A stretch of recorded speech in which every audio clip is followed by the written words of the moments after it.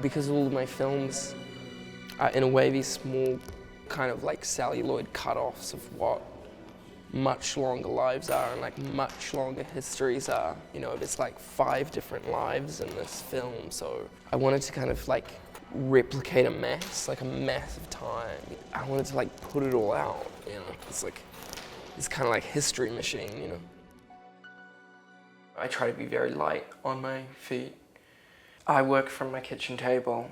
I guess because I migrated from New Zealand when I was quite young, I've been like packing up and moving, I don't know, for the last 6 years, like either for visa reasons or because I move around or have to move around. I got used to kind of like making work kind of on the run. I get to London and 2 things have happened. My grandmother has become ill with this condition that's hereditary.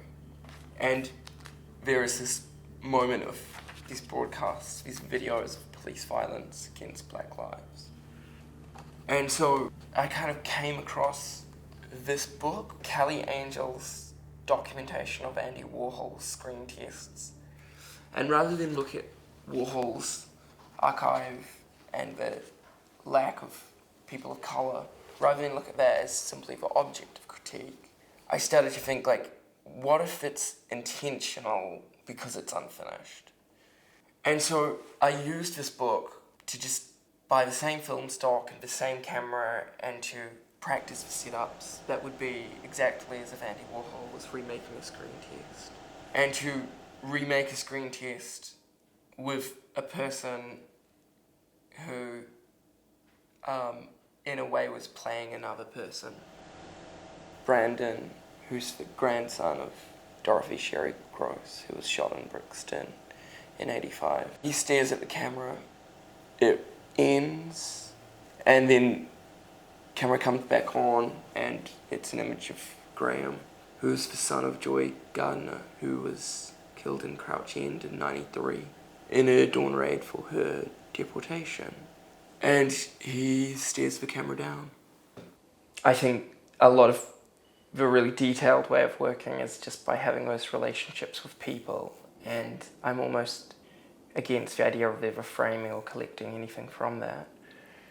So the only thing I'm really left with when I work is kind of drawings and notes and newspaper kind of articles, and then don't keep any of it, and I don't really have any space to keep any of it. I think of you, Miss Reynolds, as my hero, and as such it is my hope to tell your story, not through an interview or documentary, but instead through a cinematic film portrait, 10 minutes long, and would capture you silently seated as you might sit on any other occasion.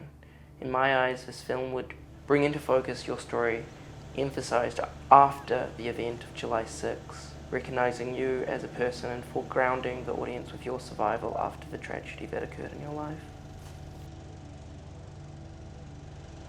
In the second title, AUTOPORTRAIT, you're looking at film footage of Diamond Reynolds, who is a celebrity for the worst day of her life. She was stopped with her partner and her child by the police, and in 74 seconds, an officer fired 7 bullets into their car, killing her partner, Philando Castile, and she live-streamed that.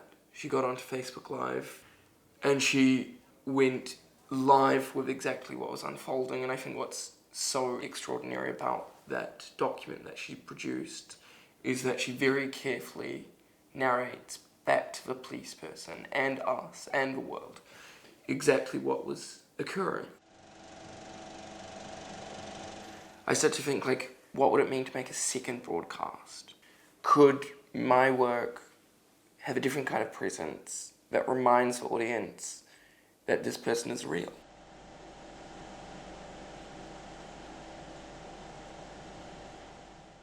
_Human, it's the last title in the trilogy. And I wanted to go back to where a kind of beginning was for me. So _Human is a kind of like filmed portrait of a artwork that is also a part of a body. It's a work made by the British artist Donald Rodney of a small architectural model of a house made out of skin that he collected from his leg after surgery. The two core tenets of that work. One is to figure out an appropriate translation, kind of the right appropriation for it. I wanted it to be a really careful study. I wanted to see it like a cathedral, and I wanted to see all of the little references that I think Donald left for us within this object. But there was always this kind of like other part, which is that, you know, the illness that I was referring to in the beginning of this trilogy, I wanted to be more overt to it, you know? And so because in my own body, carry this 50% chance of having this fatal brain disease. I wanted to put that in. There's a number. It's based on the repetitions in a single strand of DNA. I gave that all to an editor. And I said, like, you read this code and you sew it back into the film. And so my situation flows underneath the skin of Donald's. And me and him are kind of, like, let's say, married together within a single strip of film. So it's this homage to an artist who taught me so much about what it means to fight for others as a way to get out of your own self, and because others are more important than you.